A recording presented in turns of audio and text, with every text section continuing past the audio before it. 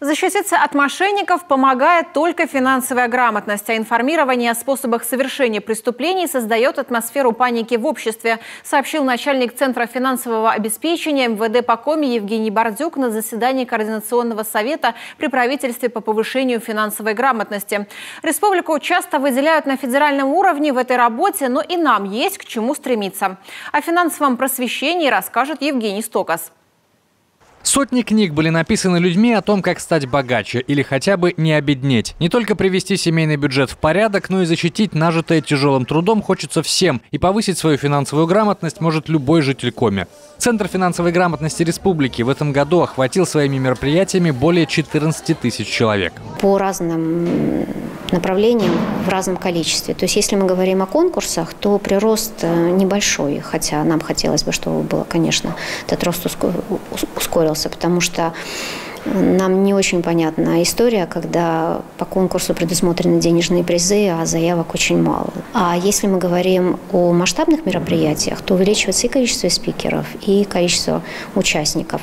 Финансово грамотного человека гораздо сложнее обдурить, соглашаются эксперты. С начала года в Коми случилось более 4000 случаев мошенничества, а общая сумма украденного почти 500 миллиарда рублей. Несмотря на то, что правоохранители постоянно предупреждают жителей Коми об опасности быть обманутыми, единственный эффективный способ не попасть на крючок – именно финансовое просвещение. Это признают и сами люди в погонах. Ибо простое информирование о способах мошенничества, количестве совершения подобного рода преступлений зачастую играет мошенникам на руку, потому что создает в обществе атмосферу страха, паники. А страх, паника – это часто дезориентирует граждан, не позволяет принимать им рациональные решения.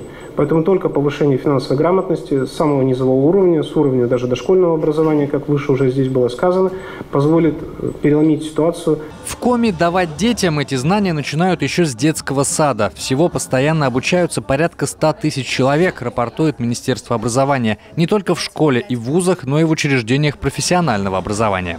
В 2022-2023 учебном году, это оперативные данные, 91% общеобразовательных организаций обеспечили включение элементов финансовой грамотности в образовательные программы начального общего, основного общего и среднего общего образования. Доля обучающихся в общеобразовательных организациях региона, принявших участие в мероприятиях, направленных на повышение финансовой грамотности по образовательным программам, составила более 65% от общего количества обучающихся в школах республики. Если перевести с сухого языка цифр, то 2/3 школьников каждый день учатся лучше управлять своими финансами. Эти знания даются не только на факультативах, они аккуратно интегрированы в обычные предметы. Доморощенные практики Коми, например, проект «Финансовая грамотность для бездомных», признаются лучшими в стране, как и опыт межведомственной работы по финансовому просвещению. Евгений Стокас, Олег Юшков, Юрган.